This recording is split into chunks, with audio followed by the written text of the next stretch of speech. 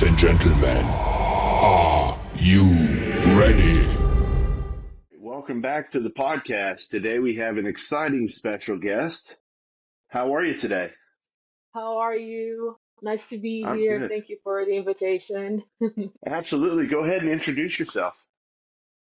So, my name is Claudia Bradstone, and I'm a wrestler from Portugal. Very cool. So just to kind of jump into things, um, how did you become a fan of wrestling? What was your first memory of wrestling in general?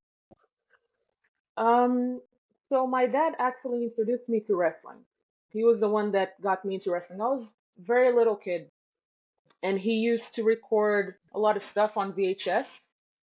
So he would play a lot of like different like Power Rangers and cartoons and wrestling. And that's how I got into wrestling because he had a lot of tapes, you know. And I just got into it like that. I would watch the same tape over and over again because I had very few wrestling tapes. And then when it started airing in Portugal, I started recording my own tape. So he taught me how to record, and my obsession started from there. It really was an obsession. I wouldn't miss a Friday night because in Portugal, Raw was on Friday nights. Okay. So I wouldn't miss one. I have from I think from 2004 until 2009. I have all Raws on tape. Wow. Yeah, So you've it's got your it's own little crazy. collection. Yeah, yeah. Raw, SmackDown. In the beginning, there were like they wouldn't air pay-per-views, so I don't have the pay-per-views, but I have all Raws and SmackDowns from that time. So during that time period, did you have any wrestlers that you saw that you may have drawn inspiration from? Absolutely. Chris Jericho has always been my favorite wrestler. So yeah, like I think he's the total package. You know, he's got the skills in the ring. He's got like the mouthpiece. And even like back in the day, I didn't know um like I didn't know how to put it that way, right? But I knew he was like I liked him in every aspect of being a wrestler. And today I know that I know exactly. Oh, I'm sorry. There's too many dogs in this house. Uh, too many dogs in this. So yeah, Jericho was one. Eddie Guerrero, another one that I Oh yeah. really was into Eddie Guerrero a lot. Um, Edge, Stone Cold Steve Austin. I like the Attitude Era, the Ruthless Aggression Era. I was really into wrestling at that time. So yeah, guys from that time. Lita.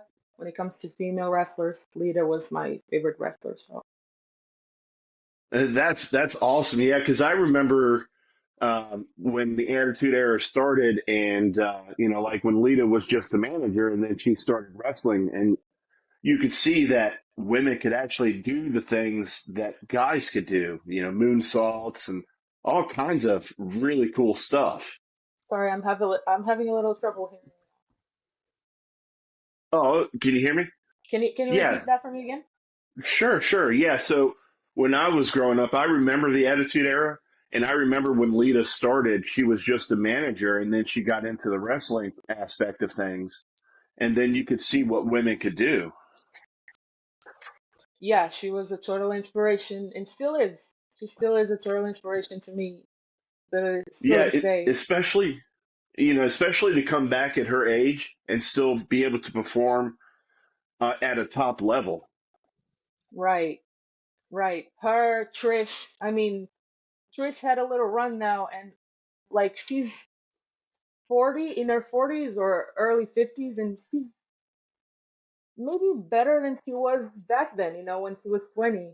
It's amazing to see that you can do that and there's no age anymore. Like you don't have to be 20, you don't have to be 30 to be doing this. They're the proof today that if you're into it and if you're like physically capable of doing it, there's no age. Really, they're really inspiring to me. Yeah, and especially with the run that Trish had, because she was only there, I think, 7 or 8 years and did a lot. Yeah, yeah. So, jumping into your career, how did you get started and where did you train at? Did you ask me about my training? Sorry, Yeah, bad I bad did. hearing. So I started training in 2009. So that was a long time ago. It's like now I think of it, I'm like 2009 was so long ago. What the hell? I was 15 years old. Um, and I always like growing up, I always thought that I had to go to the US to train because I had no idea there was wrestling in Portugal. Um, so eventually, like I was Googling one day and I found out there was this wrestling school 10 minutes away from my house, and all I had to do was convince my parents. They were still together at that time, and it was like it took me so it took me so much time to convince them to let me train because at the time I think I was still 14 at the time I found out about this wrestling school. So yeah, I had a hard time convincing them. Eventually they let me, and yeah, I've been training ever since that day, February And as 2nd, far 2000. and as far as your training goes, when you first took your first bump or ran the ropes, what was that like? Horrible, horrible. Like, to be honest with you, I thought I was not gonna laugh. I thought I was gonna just, like, how do I put it? Um, I was trying to take it week after week. So I only had one training at the time during the week. It was on Saturdays. And I was like, okay, let me see if I can survive this week because it was brutal. Like I was learning these bumps, well, the basic bumps on a mattress outside the ring because I couldn't get in the ring. And they were like, okay, when you get those bumps good and when you do these things, decently, you can hop on the ring. And I was just trying to, make it week after week because it was like, I really thought I didn't have it. I didn't have what it takes. Um, so yeah, it was a process. It was like in the beginning, in the first few months, it was about, okay, I'm not going to quit. Today is not going to be the day that I quit because it was really, really challenging, physically challenging. Yeah, and I can only imagine because your body's not supposed to do the things that you do. Yeah, right. And it takes a while for you to get used to it. It's like the cardio at the time, I didn't have the cardio. I like bumping, it hurt. Everything inside, like my back, my lungs, everything. It was like the next day I was like, oh my God, what am I getting myself into? I was like, why am I doing this? To myself, like it was especially for a 15-year-old. And then my parents would see me, they would look at me and they would be like, I'm not liking this, So I'll try to be cool in front of them, but yeah, yeah, it was something. Yeah. Yeah, and when it's a passion, it's something that you fight through the pain to get through and be able to learn the process. Sorry. When it's a passion, it's something that you get used to and fight through the pain just to get through the process and learn things. Absolutely. That's what I kept thinking about during the week. So, during the week I would go to school, I would be bored, so, school. And I would think about that day, like Saturday is going to be the day that I'm going to be doing the things I really like. Even though Saturday I would be falling in the ring, getting, hit, because a lot of things happen in the wrestling training.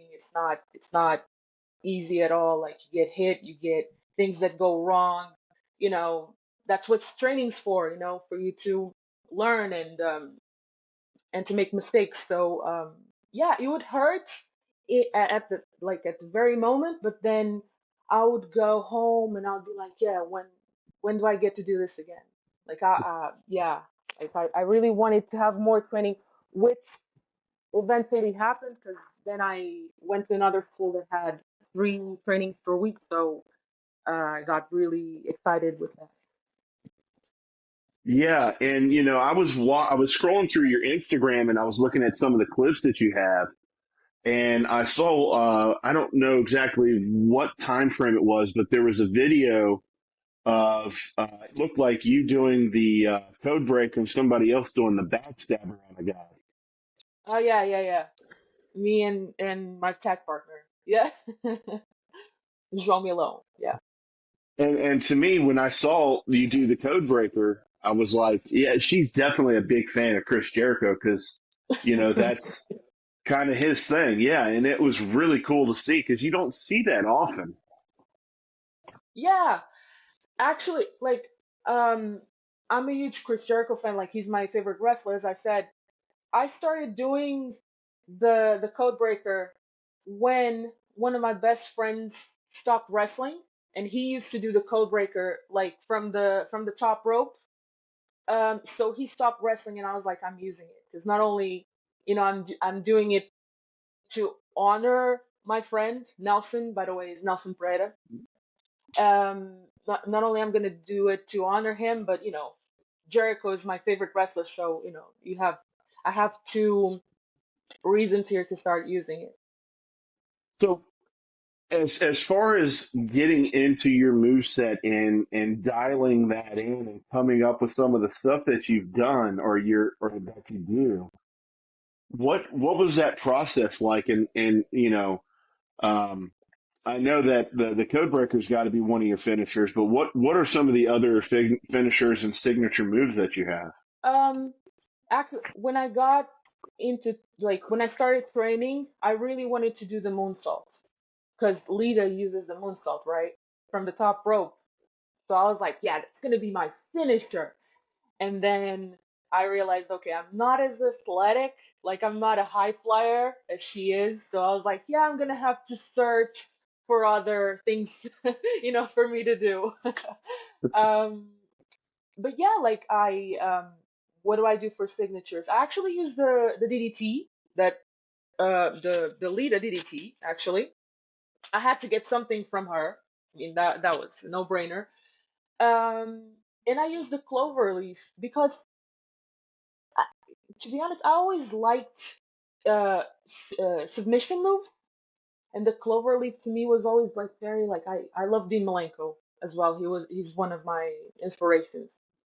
So I was just getting things from all of my favorites, and I was like, yeah, I want a signature move, and I started using that one. It's been my signature for the longest time, and to be honest, like you just do things in training that people are like, yeah, that's good. That looks good on you. That's kind of like how it worked for me. I would do things and they would be like, yeah, you should do that more. So still this day, I still change it up a little bit because I don't like doing the same thing over and over. It gets tiring. So yeah, like one of the most exciting moves lately that I was really like, yeah, I want to use this one. Is I have it on my Instagram as well. It's a splash from the outside to the inside of the ring. So that's one of the things that I really like to get in my matches. Like every time I have an opportunity, I hit that splash. It makes me feel good. Yeah, yeah. Yeah. So as far as some of the matches that you've had, do you remember the first match you had, and what is your favorite match that you've had? Oh God, my first match. I don't remember. Like the only thing I remember is being in a ring before the bell rung, and then it's like a huge blackout. Like I blacked out because I was so nervous, and I remember the how the match finished, the very ending, and that's all. That's all. That's it. That's all I remember from that match. I never saw that match, I've never had the footage of that match. I think it's a good thing that I never had, the chance to watch it because I think it wasn't that good. My favorite match, that's so difficult because like, how do I say this? I'm very picky. Like I never liked watching my stuff, never did. But it's like I've had this match against. Oh well, I've had a hardcore match last year. I really enjoyed that one. A hardcore match against. I'll say the name in English so you can understand better.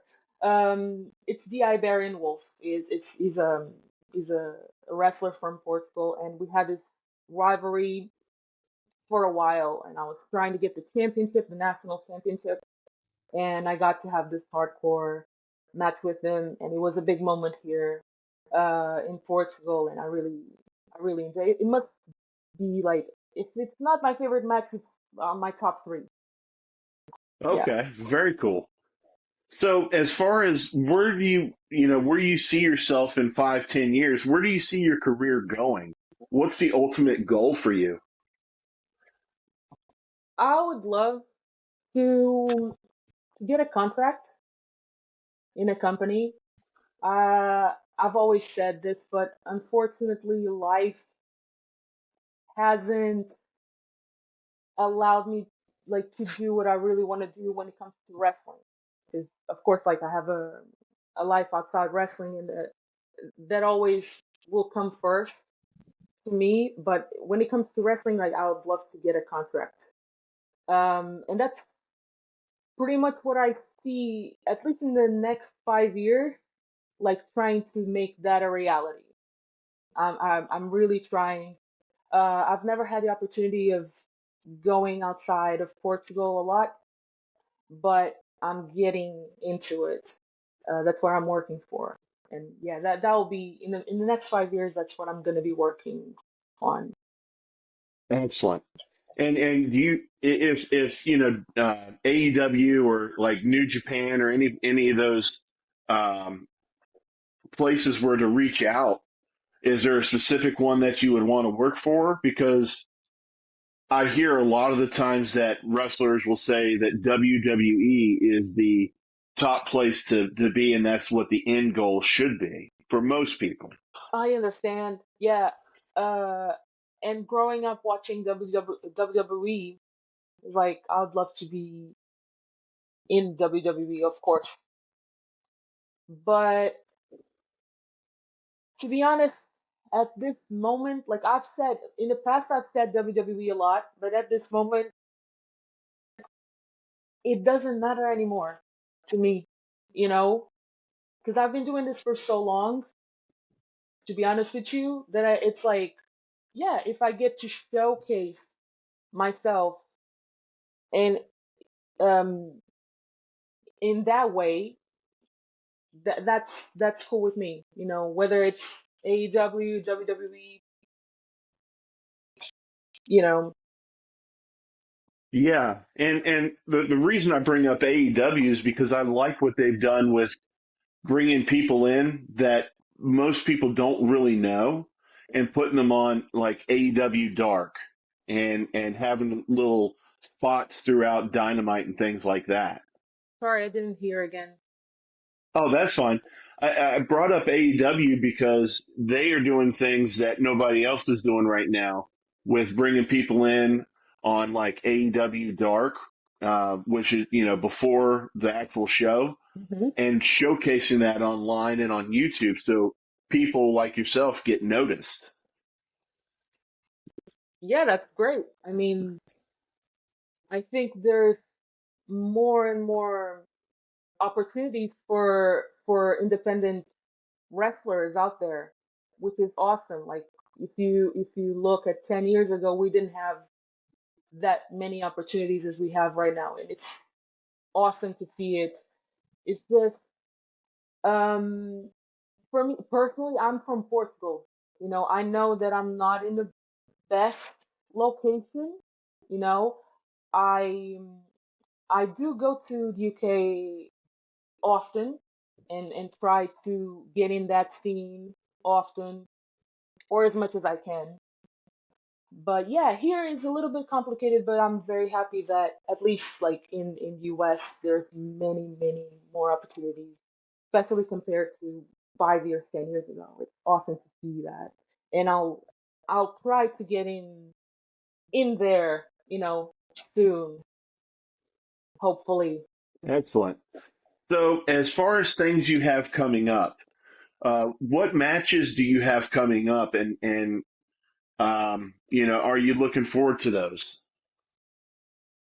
Well, currently I'm healing from a couple of injuries. This year was not very good for me. I unfortunately had some stuff happening, and I got injured in one match, and I had some other situations. So I'm currently healing from my injuries right now, and I want to make 2024 like 10 times better than this last year was. It was, man, uh, Yeah, it I was can understand horrible. that. Yeah, yeah. So I'm waiting to get 100% again before I get back in the ring again. Okay. Well, listen, I appreciate you taking time out of your busy schedule to chat with me on a Saturday. I know it's later in the afternoon where you are. Um, so where can people find you on social media? Well, I am on Instagram, so Claudia Bradstone. I think it goes Claudia Bradstone on Instagram. I think it goes like I'm on Twitter, but I don't really necessarily work very well with Twitter. But I'm on Raging Bradstone. I think, yeah. So yeah, Twitter, Instagram. I'm more active on Instagram. Excellent.